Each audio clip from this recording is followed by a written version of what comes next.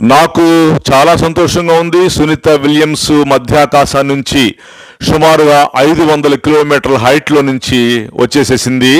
ప్రపంచమంతా ఈమె రాక కొరకు ఎదురు చూసింది. ఎందుకంటే ఒక లేడీ, ఒక ఆడగూతురు, ఆడపడుచు, ఫస్ట్ ఈమె గురించి మనం చెప్పుకోబోతున్నాం. ఒక లేడీ ధైర్యం వహించింది. ఎక్కడుంది? మధ్యాకాశంలో. ఇక్కడి నుంచి 500 కిలోమీటర్ల పైన ISS ఇంటర్నేషనల్ స్పేస్ స్టేషన్.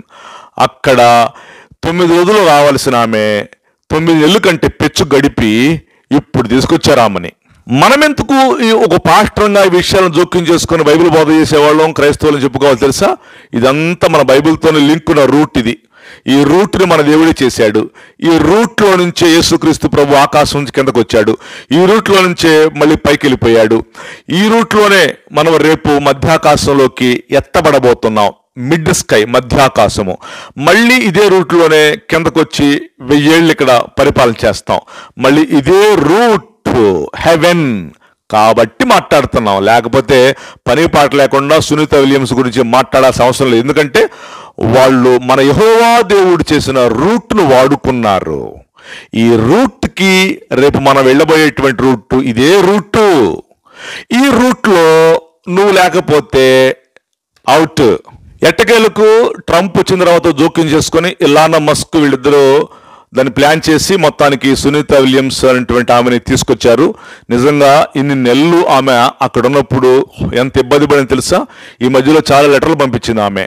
అన్నిటికంటే మనిషిలో పెద్ద ఎముక తొడ ఎముక క్షీణించిపోతుంది, మిగతా ఎముకలు క్షీణించిపోతున్నాయి. అంటే ఎముకల లోపల మూలుగులో నుంచి మనిషికి బ్లడ్ ఉత్పత్తి అవుతుంది.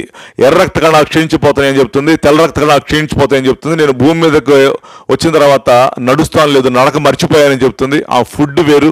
ఇక్కడి నుంచి 3 నెలలకు ఒకసారి ఆకాశంలోకి పంపించారు ఫుడ్ని.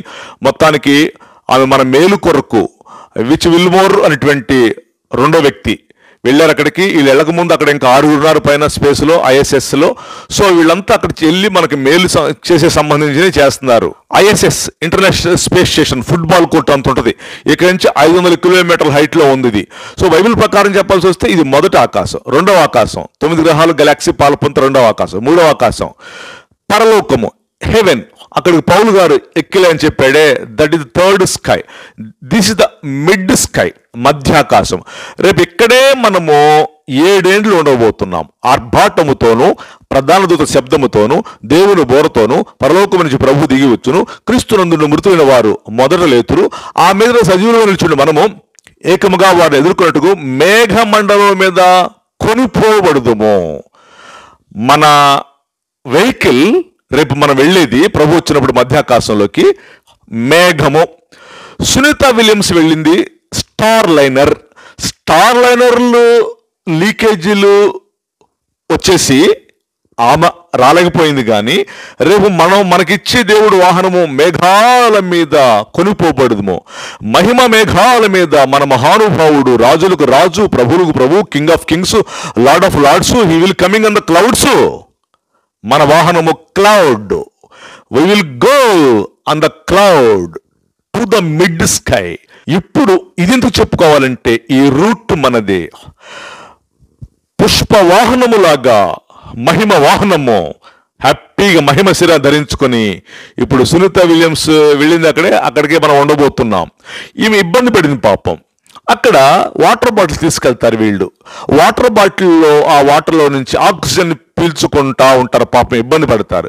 యూరిన్ పారపోయిరు.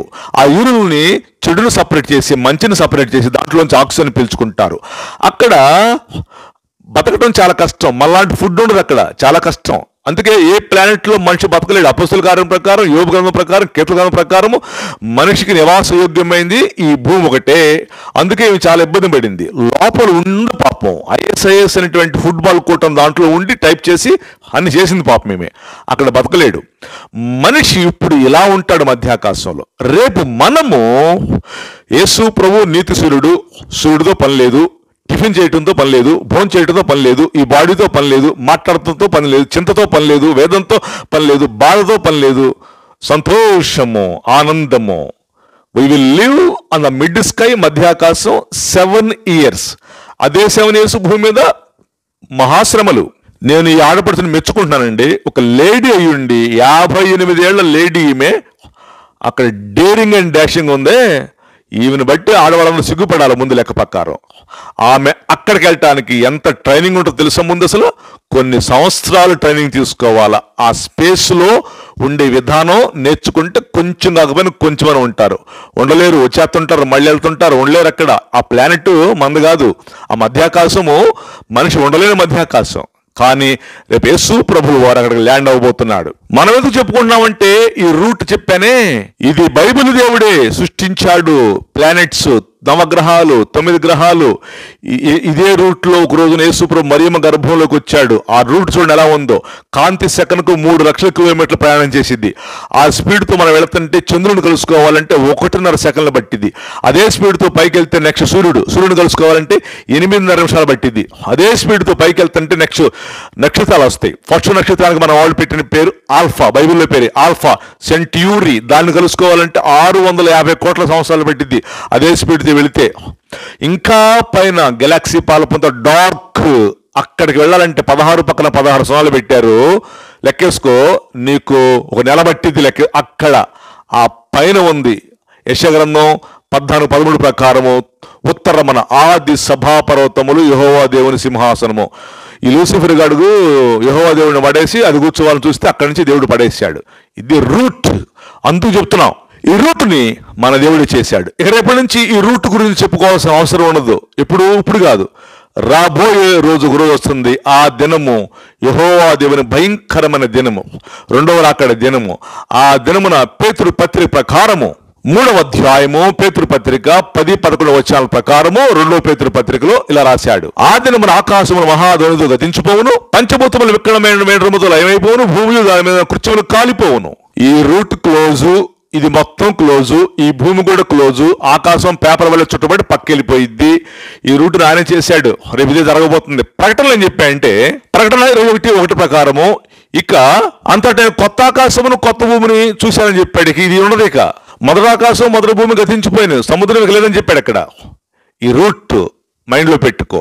ఒక రోజున మనమందరము చెప్పే నన్ను నువ్వు చూస్తావు, వినే నిన్ను కూడా నేను ఇదే రూట్లో చూడాలనుకుంటున్నాను. నేను అంతు చెప్తున్నా, విడవబడ్డావా ఇక్కడే ఉంటావు, నరకయాతన. ఈ రూట్లో నువ్వు రావాలని సునీత విలియమ్స్ వెళ్ళింది. ఈ రూట్లో ఇది యేసు ప్రభు వచ్చిన రూటు, దేవుడు వచ్చిన రూటు, వెళ్ళే రూటు. రేపు మళ్ళా మనం 2-3 సార్లు తిరుగుతాము, మహిమ వేగం మీద వెళతాము. ఈ రూట్లో చెప్పే నేను విని నిన్ను చూడాలని కోరుకుంటున్నా. అందు చెప్తున్నా, మిడ్ స్కై, మధ్యాకాశము, గొర్రె పిల్ల వివాహ మహోత్సవము, పెండ్లి కుమారుడు యేసుక్రీస్తు ప్రభుల వారు, పెండ్లి కుమార్తె మనం సంఘము, అక్కడ విందు జరగబోతుంది. This is the route of మధ్యాకాశం, మిడ్ స్కై. కనుక సునీత విలియమ్స్ వచ్చేసింది, చాలా సంతోషం. ఈమెకి మంచి ఎక్స్పీరియన్స్ ఉన్న లేడీ, గతంలో కూడా 2 సార్లు వెళ్ళింది. ఆ స్పేస్లో ఎక్కువ గంటలు ఎక్కువసేపు వాక్ చేసిన ఈమె గ్రేట్. కాబట్టి రూట్ మన దేవునికి సంబంధించిన సృష్టి కార్యములో రూట్ కాబట్టి వీళ్ళు దీన్ని ఎలా వాడుకుంటున్నారు. సరే, మంచిది, వాడుకోనివ్వండి, మనకు మంచి చేస్తున్నారు. ఇప్పుడు తెలుసా, ISS ఫుట్బాల్ కోర్ట్ ఉంటుంది. అది 28,400, ఇక్కడ నుంచి 500 కిలోమీటర్ల హైట్లో ఉన్నది. 28,400 కిలోమీటర్ల స్పీడ్తో భూమి చుట్టూ తిరుగుతుంది. అది దాని పని అయిపోయింది. 28 ఏళ్ళు అయింది దాన్ని చేసి. దాన్ని తీసుకెళ్లి సముద్రంలో పడైపోతున్నారు. ఈ లోపం కూడా చేశారు. అది లేకపోతే ఆ ISS ఇంటర్నేషనల్ స్పేస్ స్టేషన్ కానీ పగిలిపోతే నీ సెల్ ఫోన్ పగిలిపోయింది. ఆ ఇంటర్నేషనల్ స్టేషన్ కానీ పేలిపోతే నీ ఇంట్లో టీవీలు పేలిపోతాయి. ఆ ఇంటర్నేషనల్ స్పేస్ స్టేషన్ కానీ డ్యామేజ్ అయిపోతే కరెంట్ వస్తుంది, ఇప్పుడు ట్రాన్స్ఫార్మర్లు పగిలిపోయి ప్రపంచం చీకటైపోద్ది. ఈ ప్రాబ్లమ్స్ అది అక్కడ జరుగుతుంది. సో నేను అనుకుంటాం ఇది కూడా క్రీస్తు రాకడ గుర్తే. ఆ స్పేస్ని రేపు వాడు వాడుకుంటాడు క్రీస్తు విరోధిగా. ప్రపంచాన్ని మొత్తాన్ని ఏలాలి కదా. మరి ఇప్పుడు ఇంకోటి, 2 ప్రవక్తలు వస్తారు, వాళ్ళని చంపేస్తాడు. 7 ఏళ్ల శ్రమల్లో వాళ్ళు శవాలు యెరూషలేము వీధుల్లో పడిపోయి మళ్ళీ జీవం పొందుకొని అందరూ చూస్తుండే పరలోకి వెళ్ళిపోతాయి. ప్రపంచం అంతా చూసిద్దని చెప్పాడు బైబిల్లో. స్పేస్లో ఉన్నటువంటి ఇంటర్నెట్ ద్వారానే ప్రపంచం అంతా చూసిద్ది. 7 ఏళ్ల శ్రమల్లో దీన్ని బాగా వాడుకుంటాడు వాడు. మనం ఇప్పుడు దేవుని మహిమ కొరకు వాడుకుంటున్నాం. కాబట్టి ఇదే రూట్లో మనమందరము కూడా మధ్యాకాశానికి వెళ్ళుదుముగాక. ఆమేన్.